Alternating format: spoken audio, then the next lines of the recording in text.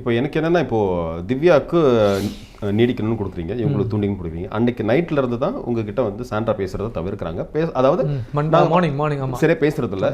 நீங்க வந்து திவ்யா கூட ரொம்ப க்ளோஸா இருக்கிறதுனால அவங்களுக்கு ஏதாவது ஒரு கோபமா சங்கடமா இருக்கா? இல்லை, வாய்ப்பே இல்லை, சான்ஸ் இல்லை. ஏன்னா எனக்கு தெரிஞ்சு இவ்வளோ வருஷத்தில் நான் இவ்வளோ நல்லா வாழ்க்கையை வாழ்ந்திருக்கேன், இதெல்லாம் கரெக்டாக. ஆனால் நான் வேறு யாருக்கிட்ட பழகினாலும் நடிக்கிறேன், நான் ரொமான்ஸ் சீன்லாம் பண்ணி படத்தை ப்ரிவியூ போய் உட்காரும்போது பெட்டராக பண்ணிக்கலாமே, என்ன இப்படி பண்ணியிருக்கேன் அப்படி சொல்லக்கூடிய ஒரு ஆள், நல்லா நடிச்சிருந்தாலுமே.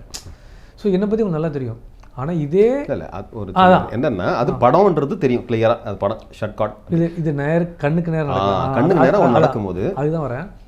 வைல்ட் என்ற போது அமித் வந்து குட் புக்ஸில் போயிட்டார் எல்லாருக்கிட்டையும்.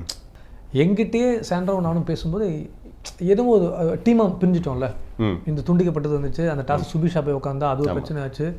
அப்போ நான் வந்து டீமுக்கோ நான் தனிப்பட்ட மாதிரி பேசினேன், அவங்களுக்கு என்றைக்குமே சாதகமாக பேசிட்டேன். எங்கிட்ட ஒரு வந்து கேட்டாங்க, அப்போது நீங்கள் உங்களுக்கு தனியாக தெரியல, தப்பாக தெரியல, அப்படி தான் நான் உங்களுக்கு அட்ரஸ் பண்ணால் நீங்கள் போய் அட்ரஸ் பண்ணுங்கள், சரிங்களா? நீங்கள் எங்கிட்டலாம் இப்படி பேசாதீங்க, சரிங்களா? நீங்கள் எங்கே வேணால் போய் பேசுங்க. ஒருவேளை ஒரு சாஃப்ட் கார்டு இருந்தேன்னா நான் அப்படி பேசணும் அவசியம் இல்லை. இவ்வளோ கோடி மக்கள் பார்க்குறாங்க, அப்போ அது தவறாக எடுத்துப்பாங்களா? ஆனால் அங்கே இண்டிவிஜுவலாக நான் பண்ணது கரெக்டு தான்.